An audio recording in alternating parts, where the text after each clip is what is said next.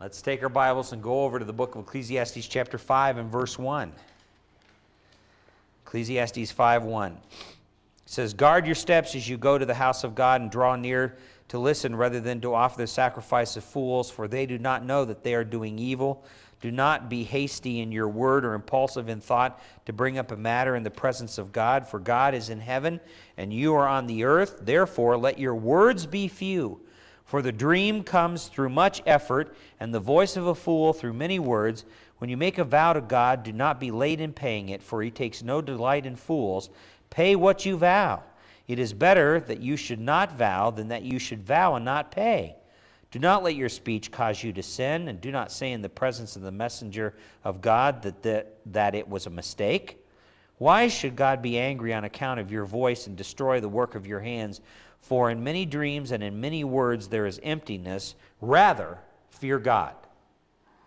We've called this particular portion God's revulsion to religious ritualism. You see, after we came through the case study on the high achiever, the low achiever, the companionless miser, and then the old king and the young king who lived their life for the purpose of notoriety, and now we come to the person who lives for maybe somehow religion is going to fill this gap. Maybe somehow religion is going to fill in the holes where I can find significance in my life, and I can still go about doing whatever it is I want and go after religion. And here we come to religious ritualism, the meaninglessness of hasty sacrifices. Really, he says, hasty sacrifices thrown on the altar are a substitute for really listening.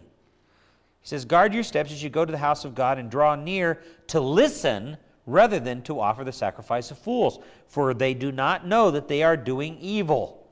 So when worship is hasty, it's meaningless. When worship is hasty, it's meaningless. If all you're doing is going there to fulfill an obligation, a religious ritual, I'm going to walk through the liturgy, I'm going to pay my dues to God today, it's absolutely meaningless. It adds nothing to life. People who don't listen don't intend on changing and growing, is the idea. They don't want to grow, so they're not really listening. They're not listening from the heart. Solomon really observed that people of Israel were already accustomed to going through worship with a mechanical routine. They would go and offer their sacrifices and then go, "Okay, I've taken care of that. I hope God's happy." Almost as if, much like the pagan heathen nations around them, somehow they could appease Yahweh through their sacrifices. Okay, I'm going to keep him quiet for a while and go give my sacrifice, that kind of thing, and then I'll go back and live my life the way I want to. They're not really going to the temple in order to really listen to how to live in a godly way, how to really change and grow in order to be a godly person. And in the same way, people today live. That's exactly the way people today live. They go to church in order to appease God. Maybe they don't offer animal sacrifices, but they certainly view it as a huge sacrifice of their time to go to church. Oh my, this is a huge sacrifice of my time. I'll never forget a woman coming to me and asking, "Pastor, why is it we have a Sunday morning and Sunday evening service?" Because the early church didn't have a Sunday evening service. I said, "You know something? You're right. The early church did not have a Sunday evening service. In fact, they got up and they met just before daybreak. And they met all day long. Maybe we should do that." "Oh, well, I'm not sure we should do that." What do? We have a Sunday morning and Sunday evening service. And yet people still have a hard time coming to those things. Well, religious rituals, they come in order to appease God. Solomon warns, "Guard your steps. Watch where you are walking." Your strong word here in the Hebrew, guard your steps. And notice the New American Standard has this particular word footnoted, where it says guard in chapter 5, and it's footnoted there, and it in essence says, I'm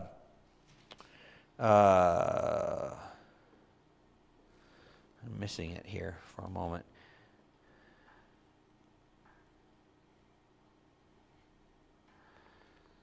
Well, it doesn't say anything. Because the footnote really goes into, oh no, it says, with your mouth, excuse me.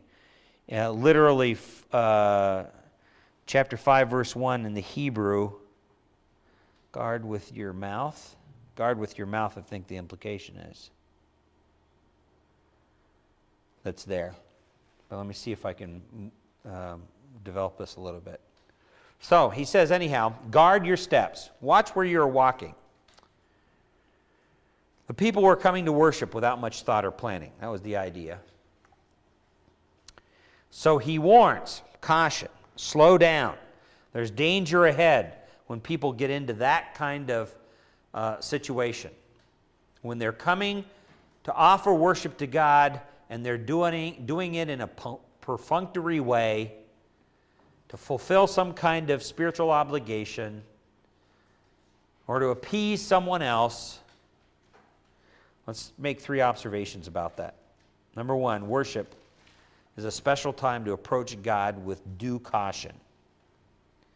Due caution. That's the implication that we have here. It's a special time to worship God with due caution.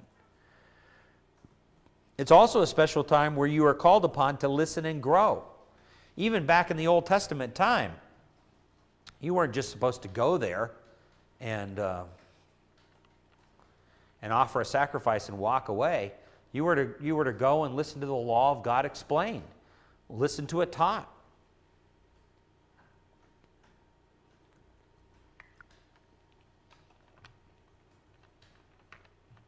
So worship was a time where you were supposed to listen and grow. And the reason why I say listen and grow is because the whole idea of listening in the Old Testament meant far more than just merely audibly hearing the words. It meant listening with the intent to obeying. And you can see this repeated over and over again. Solomon understood this early in Proverbs, where he calls out to his son, listen, my son, pay attention, hear my words and obey them. To truly listen to the Lord is to truly obey them. And so that's why I say this listening that's in Ecclesiastes 5:1 really refers to listening with the intent of obeying. That's the idea. And then thirdly, worship then is a special time to confess sins and give. Confess sins and give.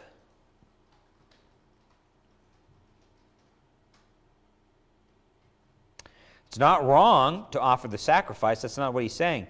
But if they're offering the sacrifice of fools, which is nothing but a hasty sacrifice, then it is wrong. So upon hearing the word, confession should ultimately be the natural response, and the giving of sacrifice should be as well.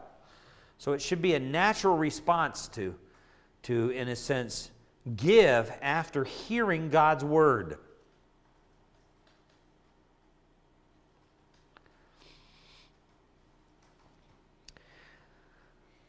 So even in the Old Testament, I think this is, if you look at those 3 principles that are really drawn out of verse 1, that's rather profound. We don't often look at Old Testament worship having those kind of characteristics with it.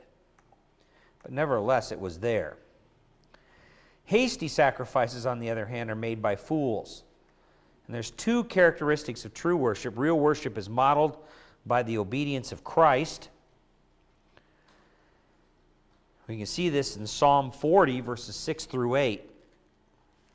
Psalm 40, verses 6 through 8. Verse 6 says, sacrifice and meal offerings thou hast not desired, my ears thou hast opened.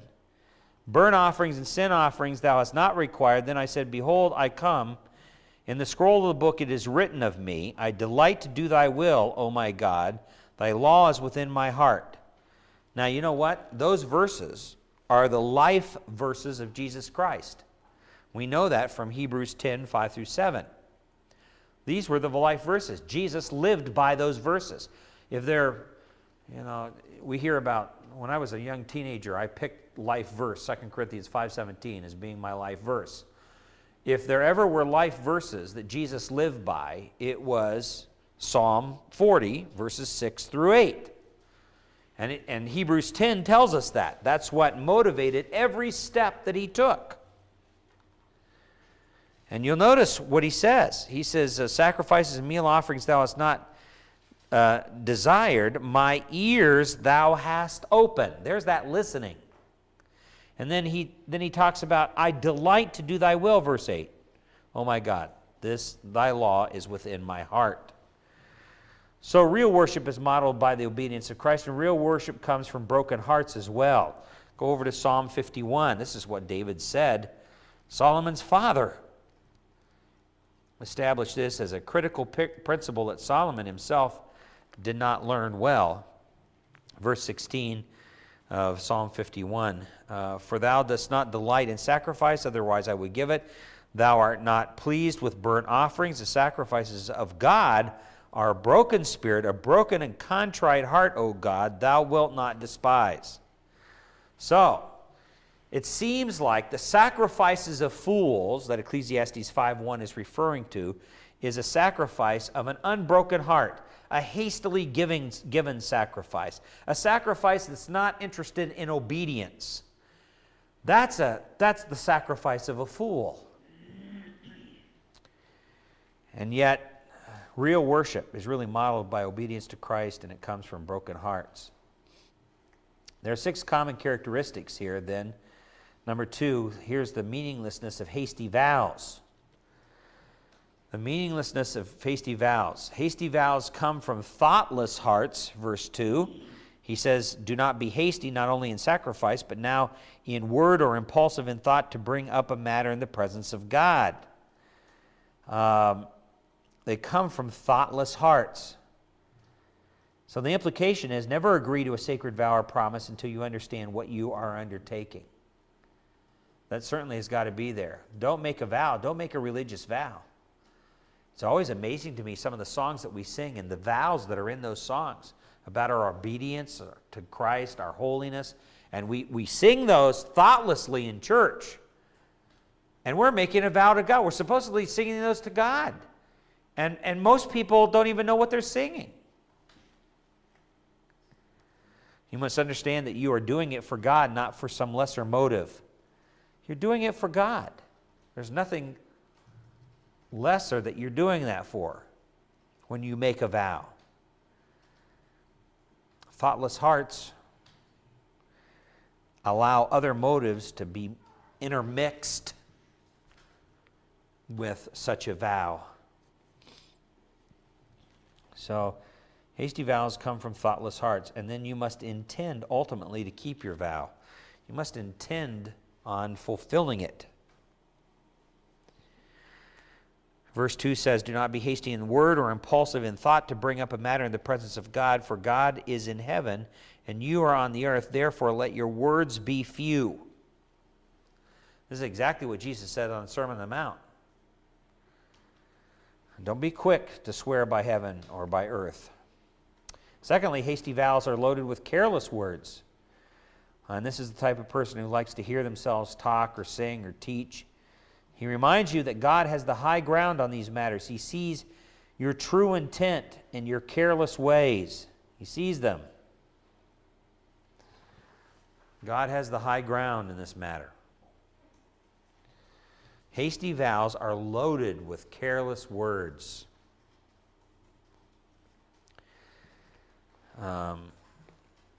Quickly conceived, maybe. They want to get this religious activity behind them. And so they're not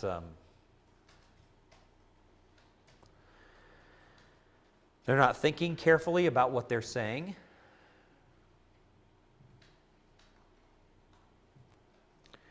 So he reminds you that God ultimately has the high ground on these matters. He sees your true intent and careless ways. Thirdly, then, hasty vows are the inevitable fruit of a fool. So Solomon teaches you that just as much scattered activity or cares in a day can bring on a restlessness, restless should be, night of dreams. So many words produces a fool's speech. fact, for a dream comes through much effort, and the voice of a fool through many words. Proverbs chapter 10 and verse 19.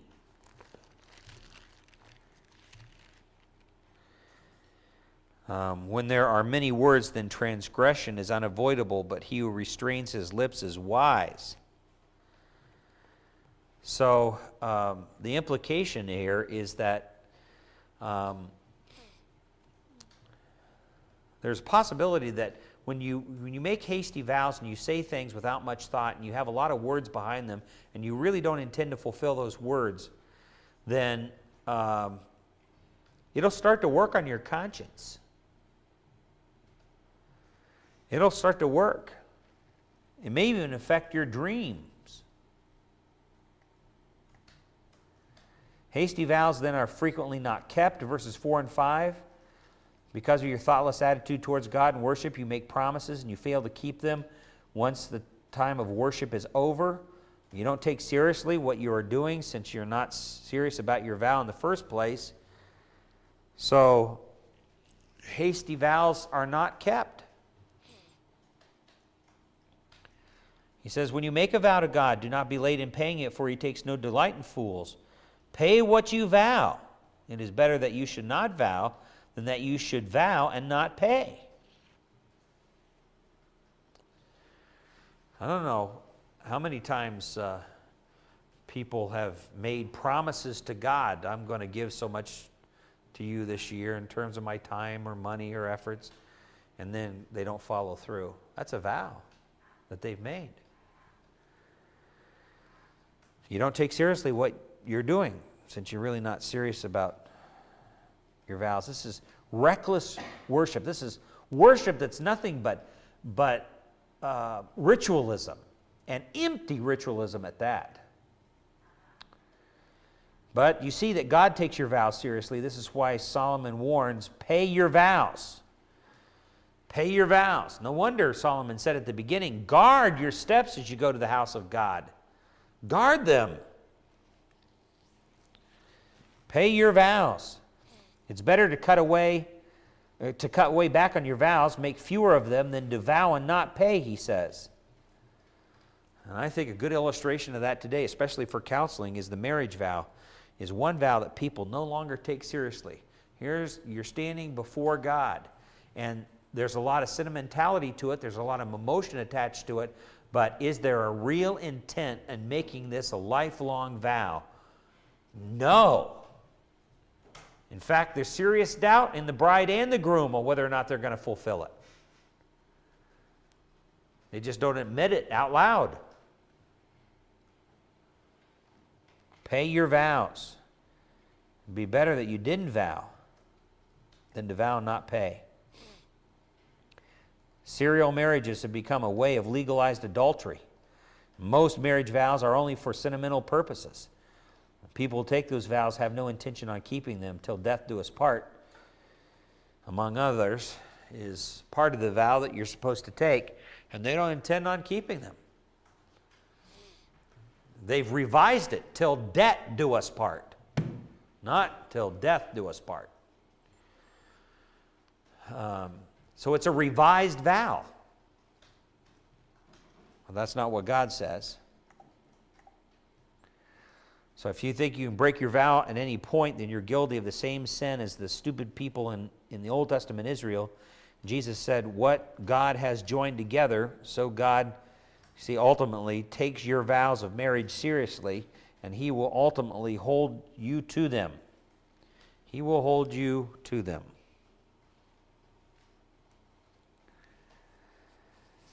What God has joined together. In other words, it's not the preacher who's standing there in front of you making you do those vows. You're doing them, and ultimately you're doing them not just before the preacher in that congregation, you're doing them before God. God is the one that's putting those two people together.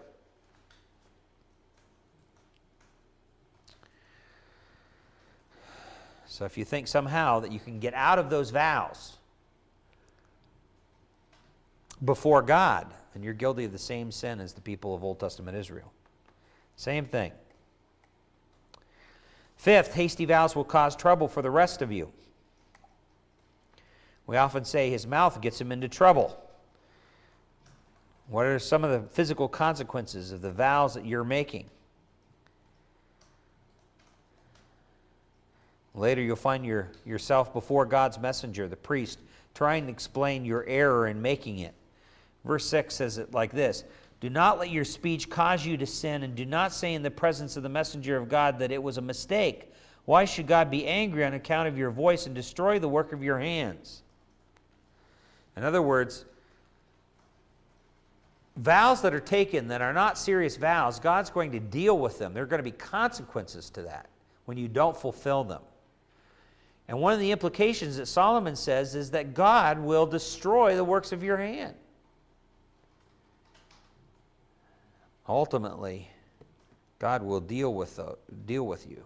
It will cause trouble for the rest of your life, other areas of your life.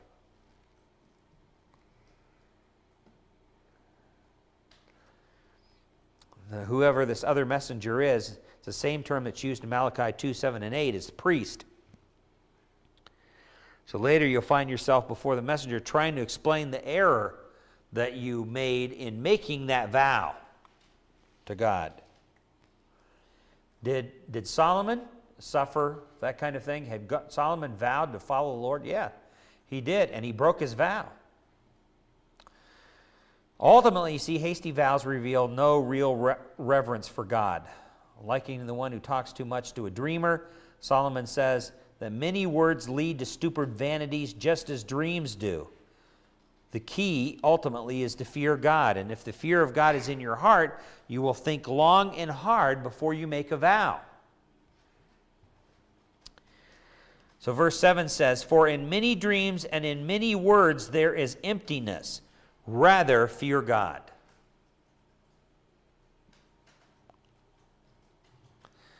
See, it goes back to this whole thing that this religious ritualism is not going to add any kind of significance to your life. It's not going to add any meaning to your life at all. And in fact, just the opposite, Solomon says, it actually puts your life in jeopardy before God.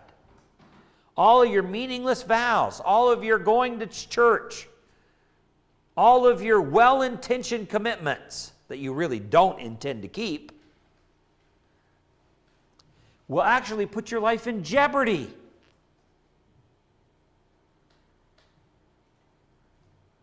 Reveals no real reverence for God.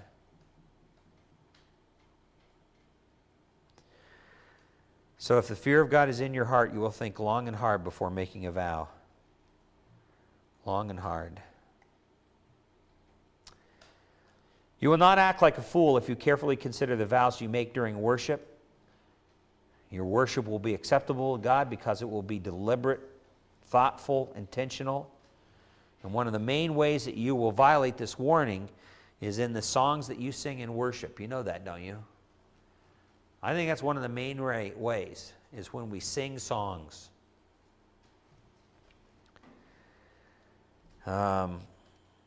Because we say an awful lot of things in worship that we really don't intend. And we've never really thought through.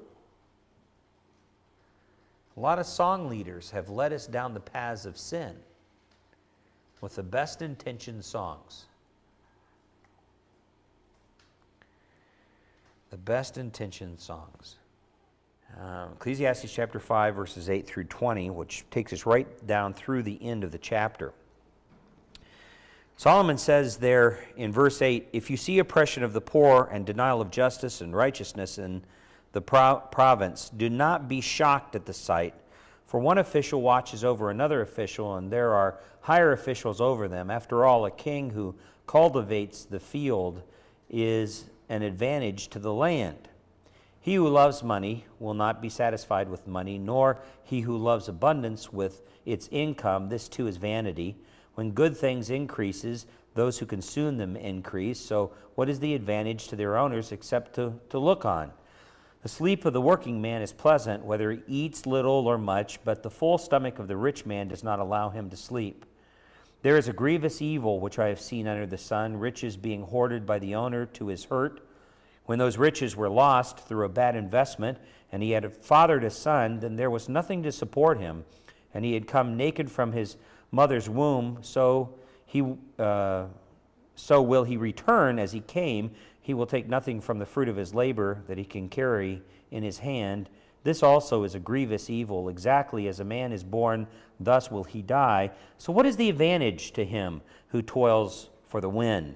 Throughout his life he also eats in darkness with great vexation, sickness, and anger.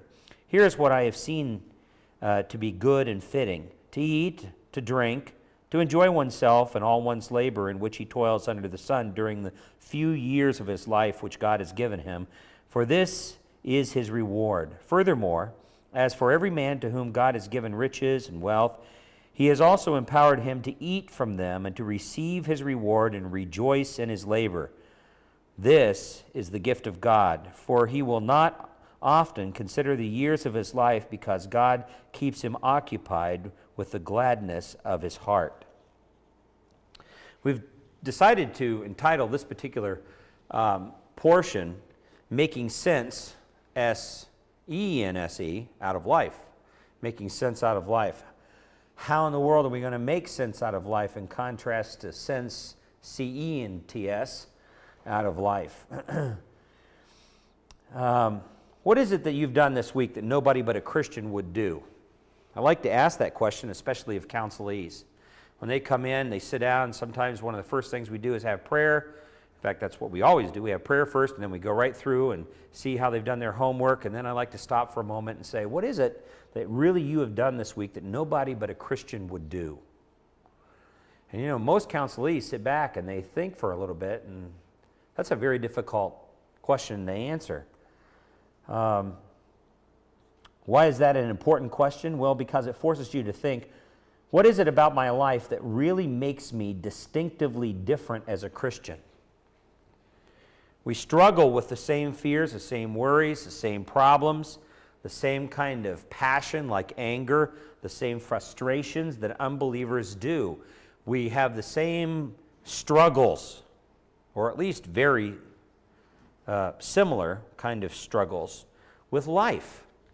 So in how you handle those struggles, how is it that you handle them that it's different than the way in which an unbeliever would handle them?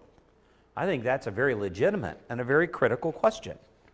What is it that really makes you different?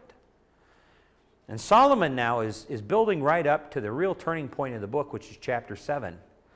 And he's forcing us to ask those type of questions of ourselves. I mean, the way in which this whole argument is structured together, it's rather profound. The young lady here is asking, how am I different from my unbelieving friend Kelly? And is there any difference between the way that you handle problems and the way in which an unbeliever would handle problems? Solomon argues in this text that a person who lives really for God has a different life. It is a life that really should make sense.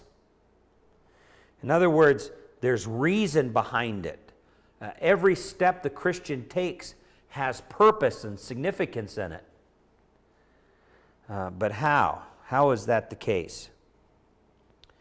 Well, he faces us with that. In verses 8 through 17, he deals with the issue of life without God, and he says life without God really, ultimately does not make sense.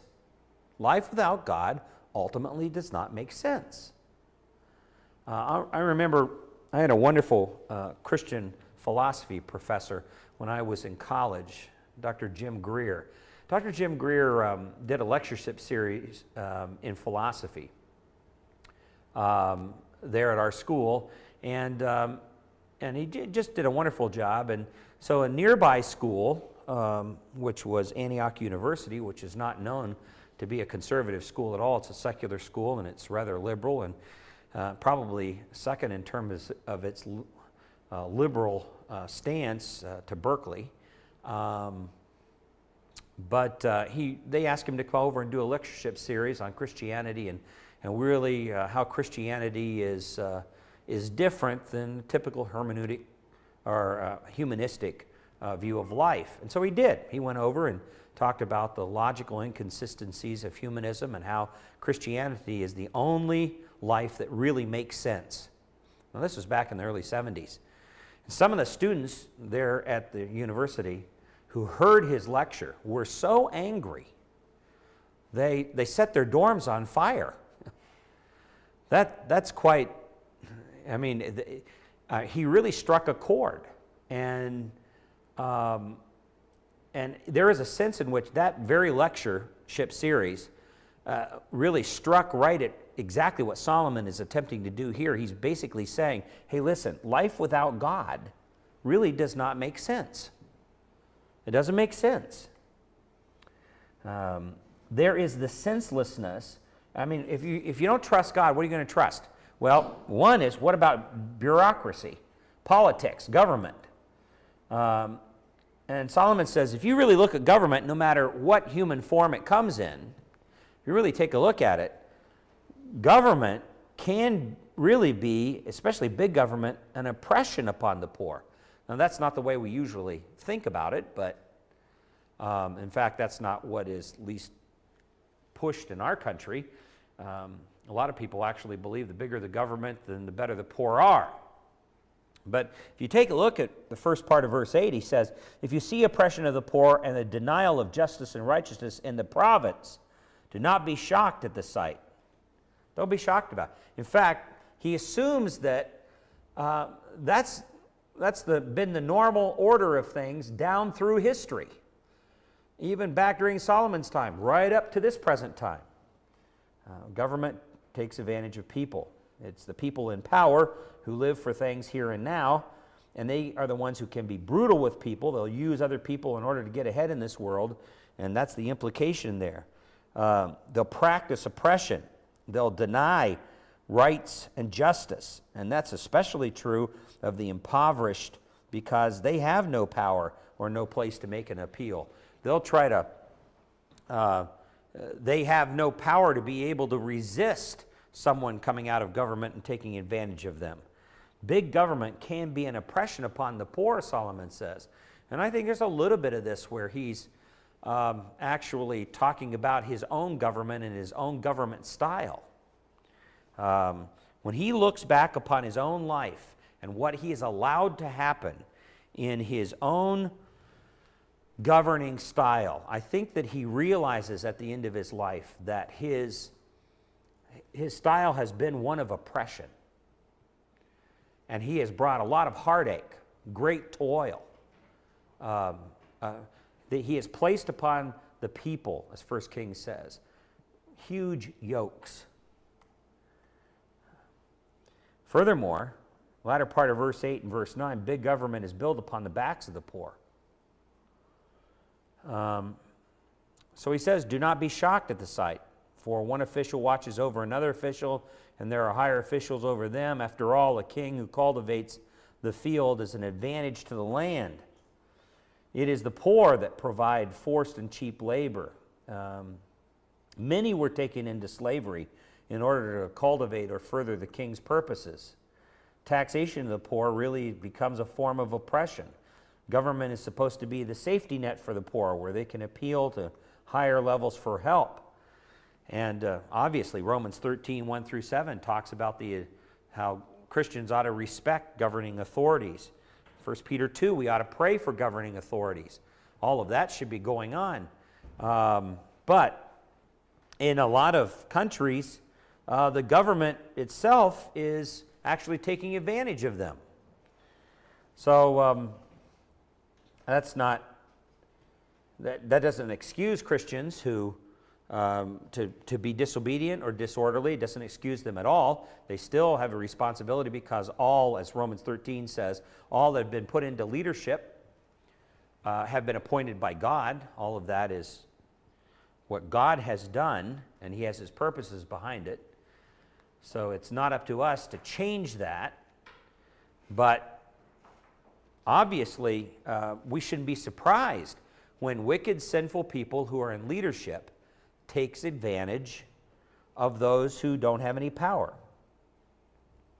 When the poor here appeal to higher levels of government, to put down oppression and injustice, they ultimately find no sympathy at all. They don't find anybody there to help them. And you notice the last part of verse 8, it says, one who is higher than the high one is watching, and higher ones over them. Adams makes that statement on page 53 there in his commentary on this. This is the way in which he translates it. One who is higher than the high one is watching, and higher ones over them. So Solomon reminds you that God is watching over everything that occurs, and he'll ensure that righteousness will prevail. That's one who is higher than the high one is God himself.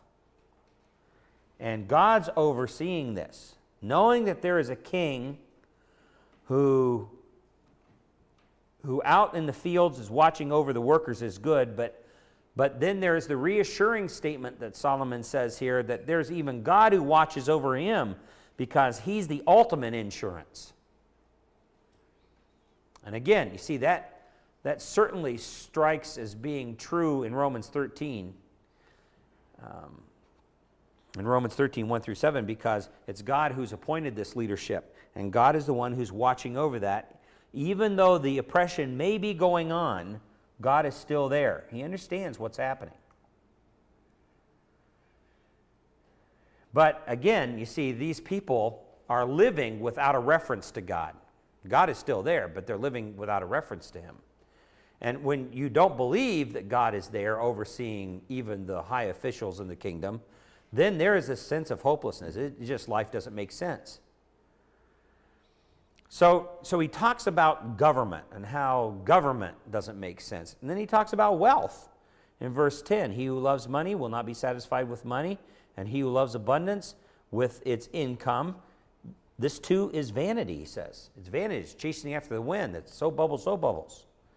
So the lover of money never enjoys enough. Never enjoys enough. There's never enough there for him to enjoy. And you've got to realize that a lot of people and a lot of Christians make money the real evil thing. It's not really money that's evil, and Solomon doesn't say that here. It's the love of money that's really ultimately evil. Hoarding money is not going to bring some kind of satisfaction, only a larger appetite for more. It's as if I can just have so much money, a person thinks, and then once they get that, then they want more, and then once they get that, they want more. So ultimately, there's no satisfaction. And if there's no satisfaction, then life doesn't make sense. The more money you have, the more you want, because there's always something you don't possess. Wealth brings us no meaning.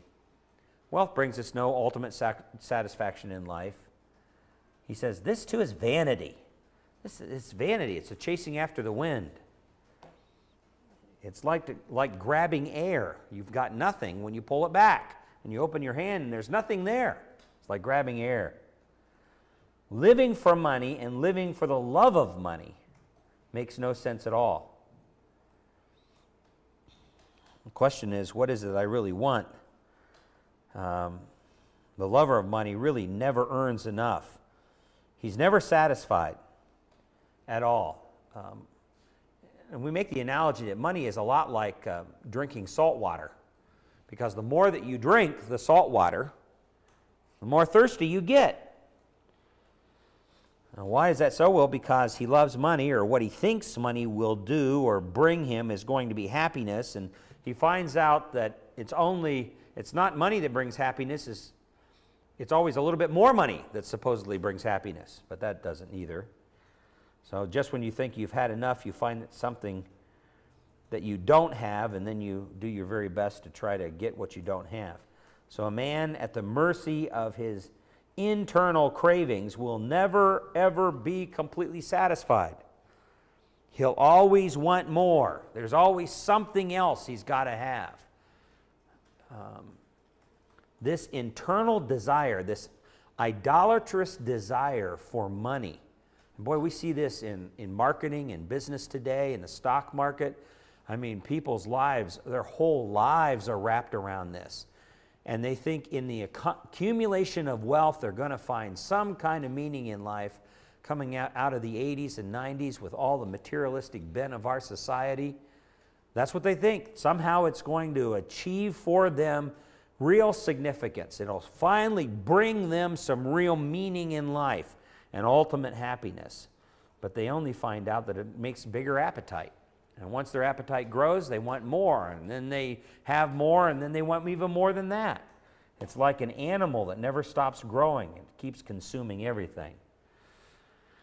Then verses 11 and 12, he says, well, not only is big government without God a senseless idea, and money without God a senseless idea, but also this idea of producing more without God. Verse 11 says, when good things increase, those who consume them increase. This is kind of a basic principle of capitalism, right? I mean,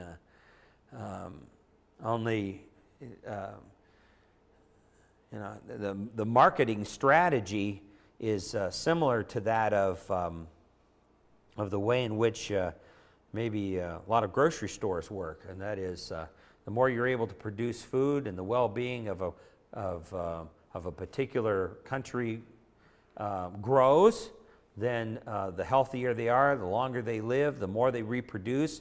So then you get to reproduce more food, and you've got to reproduce, and it's just unending. So when demand exceeds supply, people are not satisfied.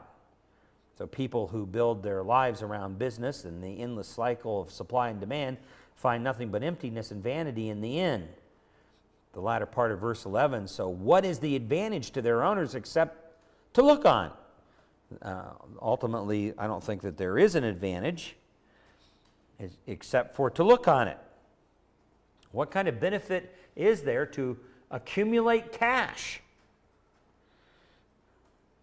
Only one, and a small one, the ability to look at it, he says. All right, there I've got it all stacked up, and I can look at it, and I can try to appreciate it, but what is the benefit of accumulating all of this information? Or, all of this cash. So, when supply exceeds demands, then producers then themselves are not satisfied. Hoarded wealth is of little value to a miser except for to gaze at it, and hoarded wealth will only bring a loss of sleep.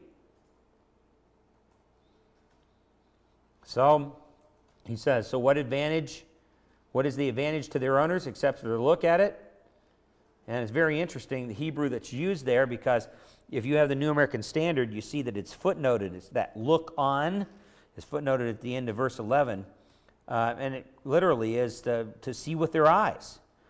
And so, what good is that? So you can see all of your wealth. And you're able to look at it and appreciate it. Wow, look at that money. Look at that gold and the silver, and look how it shines. But ultimately, does that bring you any meaning in life and purpose in life? It doesn't. Life still is vain. It's empty. It's really shallow.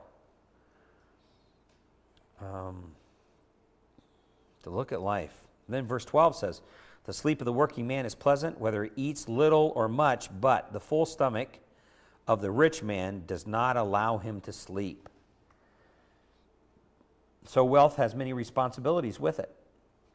As a man sleeps in a bed, he thinks of all the things that may rob him ultimately of his wealth. And so he doesn't get a whole lot of sleep. Sleep of a working man is pleasant, whether he eats little or much, but the full stomach of the rich man does not allow him to sleep. The implication is, if you work and put in a day's work as God intended you to do, and you work hard at it, and you don't overindulge, you'll sleep well. But if you're the type of person who overindulges, and I'm just like this, because if I eat a late night supper and try to go to bed, I'll toss and turn all night. There's no way in the world that I'm going to get real good sleep, or what's is sometimes referred to in our day and age as rapid eye movement sleep, REM sleep. There's no way I'm going to be able to do that. I'll just toss and turn. I'll get very shallow sleep, even though I may sleep 8 hours, It doesn't feel like I'm really rested when I finally get up. And that's what he says. And the implication here is the rich man is the type of person who's accumulated all this wealth to himself in order to be happy and satisfied, but he finds out now he's got the time to eat these meals and have these lavish banquets and eat late at night, and he's not really happy. In fact, he doesn't even sleep well. It says, and the implication again is this, that the things that are a part of this world never really ultimately satisfy. They just bring in other problems into our life. So hoarded wealth is of little value to the miser except for to gaze at it, and hoarded wealth will only bring a loss of sleep. And then D, there's the senselessness of the worries of wealth in verses 13 and 14. Wealth hoarded for personal purposes could be unpleasant and painful. He says, there is a grievous evil which I have seen under the sun, riches being hoarded by their owner to his hurt. To his hurt. Why? Well, people that wrap their lives around their wealth are usually people that have lives full of anxiety and stress and worry and panic, which really is not a pleasant life at all. In fact, it's ultimately really a life full of pain. And Solomon says, you see, when you build your life around these things without any reference to God and without living for God or living at the mercy of the fear of God, this is exactly the way life will be. And whether you acknowledge God's going to be there or not, God is there. And wealth that's hoarded for evil purposes eventually is lost. In fact, God's going to make sure that that's the case. Riches perish when used for evil purposes. Money has wings, and God ensures the loss. God's going to make sure that if you have hoarded and brought in all of this wealth for yourself, for self-centered narcissistic purposes, then He's going to make sure that you lose it.